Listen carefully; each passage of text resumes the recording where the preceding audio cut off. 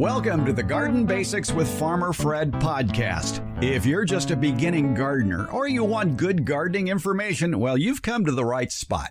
People lately aren't just starting vegetable and flower gardens as a way to help them get through this coronavirus pandemic. They're getting chickens, too. There's been a big demand for baby chicks for a while now.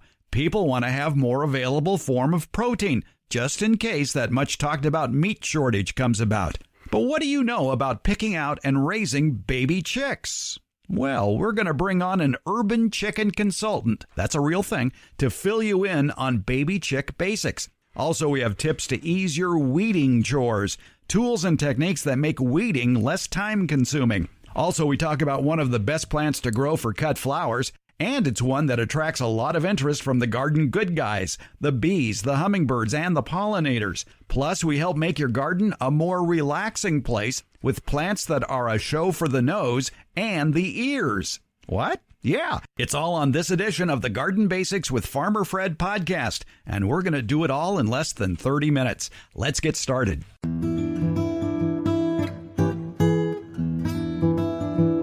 Where are the eggs? Well, retail demand has spiked in recent weeks as consumers stock up on eggs during the coronavirus-induced stay-at-home orders. National egg supplies are about a quarter below year-ago levels and at their lowest in several years. People are buying eggs, and you know what else they're doing? Oh, if they can't buy eggs, they're getting chicks. What do? Let's go to the expert, urban chicken consultant Cherie Sintis Glover of the website chickensforeggs.com. And Cherie, for those who don't know, establish your credentials. You are a credentialed chicken person. I am. I am certified by CDFA I am a poultry health inspector for the California Fairs and Expos. And I've been a 4-H poultry leader for more than 20 years. And I teach chicken classes. Basically, I help people with all the basics as well as some more tricky things having to do with chicken raising, because chicken keeping is a popular thing, especially right now. Yeah, especially right now. You got that right. And with people panic buying chicks, I can imagine they may be just scooping up whatever chicks they find and not realizing they may not have wanted to pick that one. And you might want to expound upon that. Oh, absolutely. So there's definitely a chick frenzy happening at the moment. People are scooping up chicks left, right, and center, and the feed stores know it. I think all of the different outlets where you can buy chicks and the hatcheries know it. So they are producing like crazy. And so it's been very interesting. I've already gotten lots of calls and emails about what to do with these chicks that they've brought home. And how can one tell when one's looking at a box full of little furry yellow cheepers, which one is a laying hen and which one is a rooster? Well, luckily the feed stores, for the most part, they will separate them out. They'll either have a big bin of chicks that are pullets. So you want to look for the sign that says pullets, because that means that more than likely those chicks are going to be females, so they're going to lay the eggs for you. If you see like a standard run, or straight run is what they call it, then you know that's going to be a mixture bin. That means that you're going to have maybe a 50-50 chance of getting a male or a female, although a lot of people say they end up with a lot of males. So aim for the pullet. The other thing to look for is you want to look for the chicks that are active, that are alert, that are bright. You also want to kind of take a look at their tush and see if there's anything kind of stuck on there. Many times chicks, if they're in a stress situation or they're too hot or too cold, they'll develop something called pasty butt. And that's when their droppings don't completely drop to the shavings or the floor. And you definitely want a chick that is healthy and that doesn't have anything stuck to its little tush. All right, you found the right chicks. You've taken them home. Now what? Well, hopefully you've already gotten your brooder pen already set up before going to the feed store, which I know doesn't always happen, but it's just like if you're bringing home a new puppy or a new kitten, you want to have everything set up and already ready to go by the time that chick gets home. So you're going to make sure that it's warm. You have a heat lamp. The easiest way to set up a brooder is to use one of those plastic clear storage bins that you might have laying around the house. It has enclosed sides. It has an open top, so you can kind of control the heat and you should have it set up with a heat lamp so that it's just the right temperature. Another important thing to consider is the bedding, right? What kind of floor do you want to have in that little brooder? Do not use newspaper. If at all humanly possible, do not use newspaper. The reason for this is that the floor is very slick on newspaper, the surface, and that can cause sprawl leg and other leg conditions in chicks. So really, the best thing to use is actually paper towels, which I know might be hard for a lot of people to get right now. But if you have an extra roll of paper towels, use that as the bedding or to cover the surface floor of the brooder. Another option is to use very finely ground shavings, but very, very few. And that's because the little baby chicks tend to eat up the shavings, which can clog them up a little bit as well. How many layers of paper towels do you need to have on the bottom of that for the chicks? Maybe just 1 to 2 layers, not too much. What you can do is you can add a layer on top. When you add more, you don't have to take it out each time. And I usually will do that 3 or 4 times before I actually roll up the whole floor of paper towels and then put a fresh, brand new layer on there. So it takes a little while. Luckily, a chick's poop isn't too big. Now, you mentioned heat lamps earlier. Chicks need to stay warm. What is their ideal temperature range, and how long do you need to use that heat lamp? Oh, yes. So usually we aim for about 95 degrees. And the best way to kind of guesstimate or figure out what the best temperature is really to watch those chicks. Those chicks are going to tell you by their movements if they are too warm or if they're too cool. If you see the chicks all huddled underneath that heat lamp, you're going to want to lower it because that's going to get the heat a little bit closer to them. If you go in and you look at your baby chicks and they are in every far corner of the bin and they want to get as far away from that heat lamp as possible, that means they're way too hot. And in that case, you want to raise that heat lamp up to allow some of the heat to kind of dissipate and give them more space. You really want them to be just wandering and happily chirping and pecking and doing their normal little thing. So just watch the chicks. That'll tell you. I would think one of their normal things to do would be to eat. What do you feed chicks? Oh, so it's really important to feed them a great chick starter. And those are usually higher protein. So 20%, 22%, somewhere around there. It'll be fine granules, and you'll specifically want to get chick starter. And what I typically use is an old mayonnaise jar lid. I find that it's perfect because it's not too deep. It allows them to pick through it and kind of, scratch in there as well. And it's easily, cleaned. You can clean it easily. You can refill it pretty easily. The other thing is the waterer. People often make the mistake of using a huge waterer or one that has a large outer lip. And what happens with that is sometimes the chicks can drown in the water dish. So you want to make sure that you put some clean pebbles or some clean marbles, something in there in the actual reservoir portion to kind of limit how deep they get in that water dish. You're still going to have to show the chicks where the water is when you introduce them to their new home, right, to the brooder. And that means you're bringing them over, you're going to dip their beak in the water, let them kind of sit for a second and, swallow, take a drink. They'll figure that out. But I just find that the feed store chick waterers work the best. And at some point, they're going to outgrow this nice little container and need more room. When does that happen? They are. So chicks, most breeds of chicks will start to feather out, which means because, they're all fluffy in the beginning. So they'll start to grow their adult feathers usually between 2 and 3 months. Some breeds take a little bit longer. But once they're fully feathered, which could be 4 months along, that's when they're ready to move into their outdoor coop, especially this time of year, because we know that'll be in a couple months. The weather will be good. It won't be too cold outside, so it's really good timing. They're going to grow, and you're going to want to watch that space and then maybe even have a transitional coop. So that means that they're in this little chick brooder. Maybe in 2 months, they're then moved to a larger box, maybe out in the garage or into another larger space. It's a good idea to do that if you're not quite ready with your coop. And if you haven't gotten your coop built already, I would definitely start planning that at least by the day that you bring the chicks home. And if you're at all handy, try to build one yourself if you can. I always prefer recommend that people use hardwire cloth if they build their own versus chicken wire, because even though chicken wire is called chicken wire, it typically is not predator proof. Yeah, that's the whole idea is to keep the bad guys out. And hardware cloth, I believe, is 1/4-inch mesh, and it's a heavy duty cloth too. So I could see how that could be secure. Yes. I would imagine you have links to a lot of this information at your website, chickensforeggs.com. There is some information on there, but what I'm gearing up to do is a series of webinars or Zoom or video conference classes. With everything kind of changing, the dynamics of our environment right now, it's making it really difficult to have in-person classes, as you can imagine. So we're switching gears, and we're actually going to do a series of online or video conferencing type classes. I would imagine those webinars will then be available afterwards for people who may not be able to make it at the time it's originally done.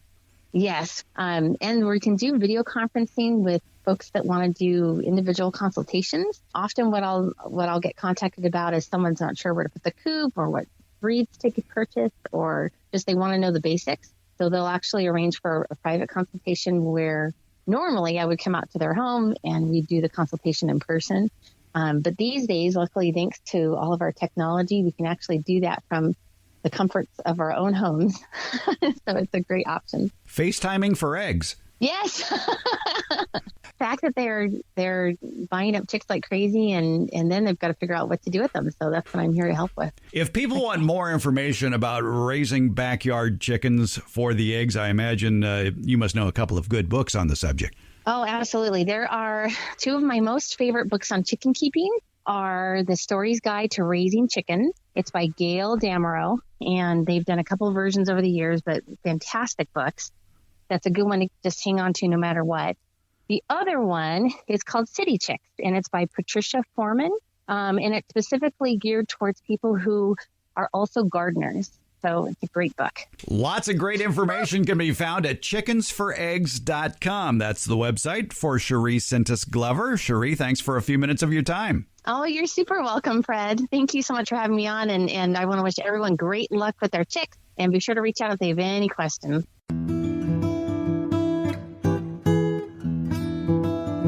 Here on the Garden Basics podcast, we want to answer your garden questions. A couple of ways you can do that. Give us a call, 916-292-8964. That number again, 916-292-8964. You can either leave a message or you can text that number as well. Be patient. There are a lot of rings before we pick up. Another way is email. Send your garden questions to fred@farmerfred.com. That's fred@farmerfred.com. One benefit of email is you can attach a photo of a bug or a plant that you're trying to identify. We're looking forward to hearing and seeing your questions. And thanks for listening to the Garden Basics with Farmer Fred podcast. I appreciate all your support and all your comments.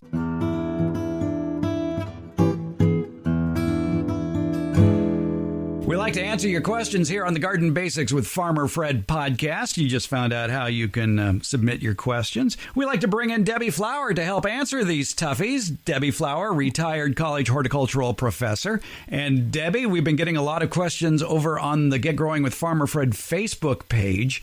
Some of them require some thought. Like Victoria writes in and says, how do you weed efficiently if you're a 72-year-old retired widow? Wow, maybe we'll just wait and find out. What do you think, Fred? Yeah. Sorry. It's something I actually do think about because I love being in my garden, and I'm not a 72-year-old widow, and I don't know if I hope I'll get to be 72, and I don't know that I'll be a widow. But as I'm out in the garden working, I do think about how am I going to do this as I age and my body, isn't as capable as it once was. So this is something that a retired widow might be considering, is how to weed efficiently. And for that matter, we all want to weed efficiently. They're not going to go away. So it's a matter of controlling it. It is a matter of controlling it. And so if we started with a clean piece of land and no weeds, the first thing I would do is mulch. I like to use the chips from an arborist. That's a tree. It's the bark and the leaves and the interior wood part of the tree, and put it down thickly being at least 4 inches. And that will keep the seeds don't go away. The weed seeds are in the soil and they don't go away. They will germinate, in fact, under the mulch, but they have only so much food in their seed, and they need that food to get the stem and leaves up through the mulch and expose it to the sun so the plant can make its own food. If you put the mulch on deep enough, they never emerge from that pile of mulch, and so they don't grow. That's one way to prevent them. But if they're already there, then weeding needs to be done is most efficiently done when the weeds are very tiny plants, when they have just germinated. So that means you need to go out really often and walk through the landscape. I try to do it every day and find those areas of the landscape where the weeds are germinating. Bending over might be a challenge, and if it is for this person, then a hula hoe, that's a brand. It's actually a reciprocating hoe. So a hoe is a tool on the end of a long, like, broomstick, and the reciprocating hoe is the shape of a sort of a flattened circle. It's more of a rectangular square than it is a circle, and it's open in the middle, and it has sharp blades at the soil level, and it moves back and forth. That's the reciprocating part. So as you put the hoe on the ground and slide it back and forth, it actually cuts the weeds at the soil level. It only works on very young weeds, and the advantage is it doesn't dig up more weeds. If you pull weeds out and get a whole bunch of soil out of the ground with them, yay, that weed is gone, but you have just disturbed the soil and brought up seeds that have been buried and would not germinate, except that now you expose them to air and sun and good temperatures, and they probably will germinate.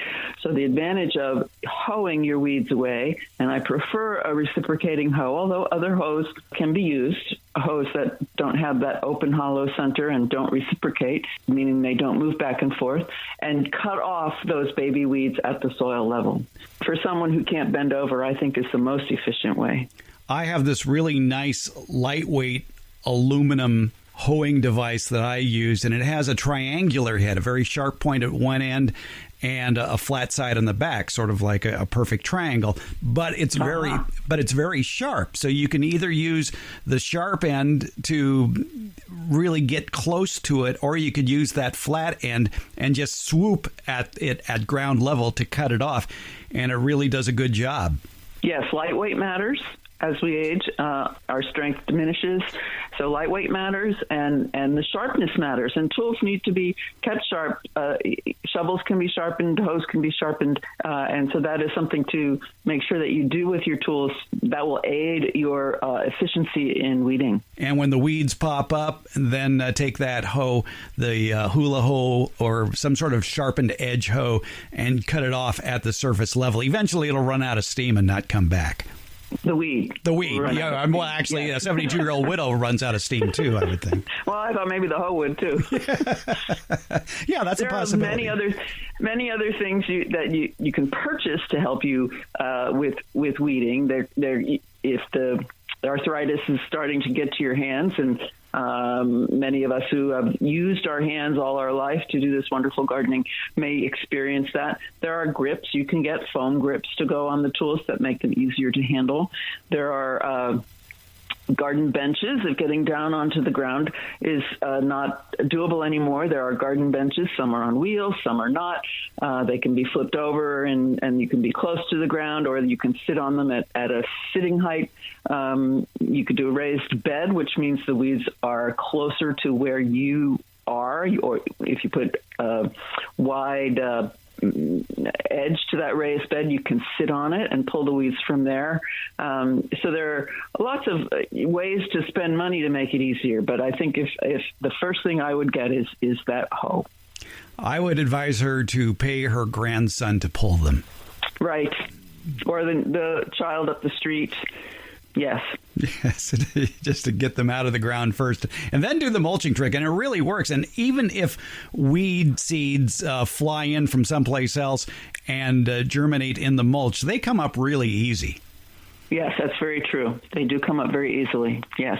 But again, thickly mulching is a great way to go to control weeds. I've done that in my yard for the last 4 years now, and it really does. Not only does it cut down weeding, but especially those arborist chips do a great job of breaking down and feeding the soil. And I've been digging in that area today, and I'm amazed at the earthworm activity that is there now that wasn't there 4 years ago. Yes, it is wonderful stuff for the soil, and it will reduce your need for fertilizer in the landscape. Absolutely. So you're saving money there. I actually did have one. I've had used mulch in my property for many years as well, and a company I'd never heard of or dealt with before brought me a load of mulch and actually offered that some of his crew could come and spread the mulch if I wanted that.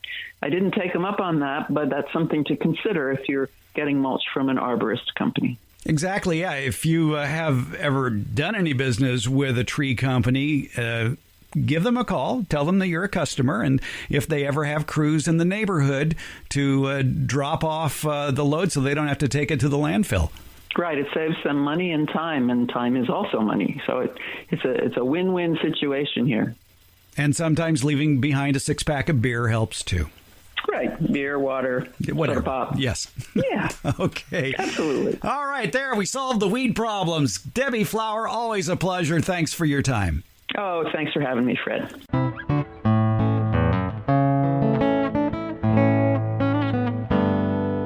Looking for a long-lasting cut flower? You might want to try the Alstroemeria. It's also known as the Peruvian lily. This may be the queen of cut flowers. The flower, which comes in many colors and resembles a miniature lily, is very popular for bouquets and flower arrangements, especially at your local florist. The cut flower will last for 2 weeks. Alstroemerias, the Peruvian lily, also attracts many garden good guys, including bees, birds, beneficial insects, and hummingbirds, and it does well in containers. Most Peruvian lilies available for the home garden get about 2 to 3 feet tall, and because they start off as bulbs, those bulbs will multiply. In mild climates, the plant will spread. Peruvian lilies will bloom in late spring and early summer. The roots are hardy, down to about a temperature of 23 degrees or so. So that means they're suitable for USDA zones 6 through 10. The plant requires at least 6 hours of morning light, regular water, and well-drained soil. The trick, though, is how to harvest the Alstroemeria flowers. With that information, here's Warren Roberts. He's the Superintendent Emeritus of the University of California, Davis Arboretum. Alstroemeria is sometimes called Inca lily or Peru lily, although they're really from the main one. The main source of the varieties and species is Chile. But somehow the name Chile lily has caught on. But that would be the more appropriate name. Great cut flower, but you don't cut them, you pull them. And then you, that's one of the longest lasting of all vase flowers. And one more tip, if you're shopping at a nursery for the Alstroemeria, the Peruvian lily, only buy one container. First of all, they're not that cheap. They can sell anywhere from $15 to $25 for a 1-gallon container. But trust me, when you plant it, it will spread. In fact, when you take it out of the pot that it came in from the nursery, you'll see all sorts of bulbs, and you can separate those out by 12 inches or so, and that area will fill in.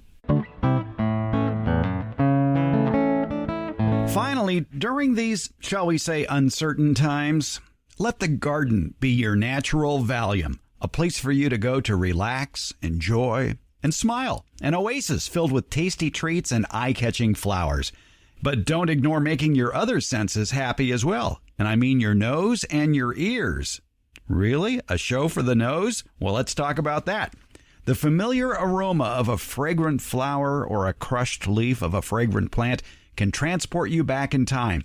It's an instant vacation to your happy place.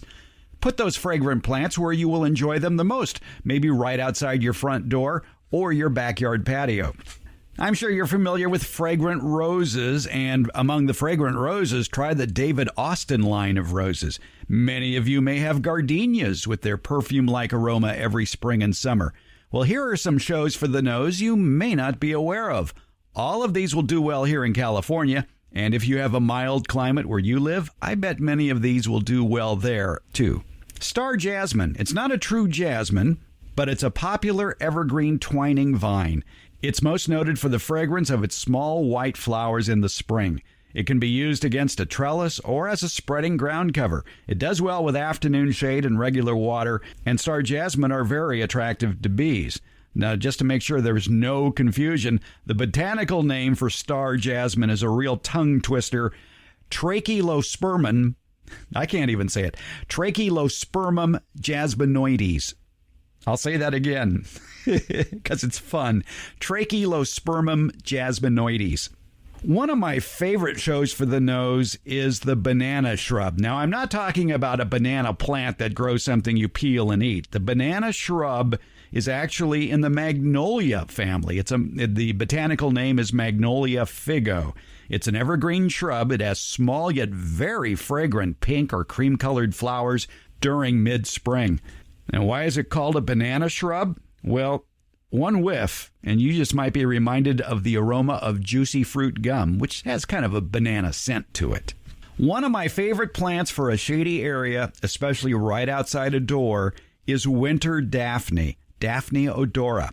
This evergreen shrub solves two vexing garden problems. It's a plant that thrives in full shade, and it produces fragrant blooms in the dead of winter. Winter daphne, it'll do well in milder areas of the west and the south. A plant that does well anywhere is tuberose. The blooms of this perennial tuber, which is a native of Mexico, will fill your backyard with a heady scent during summer evenings. It has grass-like leaves that can get to 3 feet tall, but the white tubular flowers, which are clustered at the top, have this delightful aroma. It's a good choice for containers, so you can move it indoors if it gets too cold and then set it back out when the weather gets warmer. The tuberose needs regular water to look its best. Another one with a name that describes it all, sweet box. It's an evergreen shrub for shady areas. Sweet box is at its most fragrant during late winter and early spring, and the botanical name for sweet box is Sarcococa. There's plenty more shows for the nose I don't have time to talk about, like winter sweet, white evening primrose, flowering tobacco, or sweet olive. But don't forget the evergreen shrubs and herbs that can provide an enticing aroma when their leaves are crushed. And that includes sweet bay, rosemary, and cilantro. Now, what's this about a garden show for the ears? I don't know about you, but whenever I hear the buzzing of a bumblebee or a native bee or the quick wing flapping of hummingbirds, I get a big smile. And I bet you will too. By the way, to attract native bees to your yard, just put in native plants. Among the general plants that bees like, the list includes catnip, oregano, cosmos, rosemary, lavender, sunflowers, bottlebrush, and a lot more. Hummingbird attractive plants are everywhere. They love any plant with tubular-shaped flowers. My favorite right now is the flowering maple, the abutilon, which thrives in the warmer areas of most of the Sunbelt states. Other hummingbird attractive plants include lavender, hibiscus, just about any variety of sage, bottlebrush, the butterfly bush, citrus plants, the flowering crabapple tree, lantana, aloe vera, begonias, fuchsias, columbine, coral bells, daylilies, gladiolas, impatiens, hollyhock, the Peruvian lily, the alstroemeria, petunias, snapdragons, zinnias, trumpet vine, morning glory. Well, you get the idea. Hummingbirds like a lot of plants. More information and links about the garden plants that are a show for the nose and the ears is available in today's show description for the Garden Basics with Farmer Fred podcast. You better believe it, a garden is a treat for your eyes, but don't forget about pleasing your nose and ears too when you walk out into the yard. Say, be sure to leave a comment or rating of Garden Basics with Farmer Fred wherever you get your podcasts, and please share it with your garden friends. I appreciate it.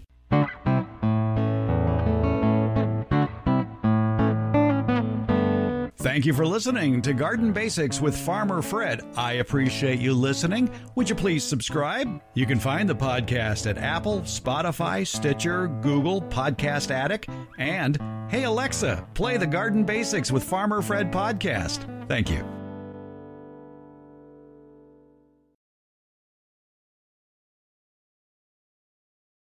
But as I'm out in the garden working, I do think about how am I going to do this as I age and my body, isn't as capable as it once was. Is that the difference between men and women? is that you're out there thinking about, what am I going to do in 10 years? Well, I don't know. Men don't think about that stuff. They just take it a day at a time. Basically, I mean, it might go as far out as, I wonder what baseball game's on TV tonight. But Good luck with that right now. Yes, I know. I'm getting a lot done as a result.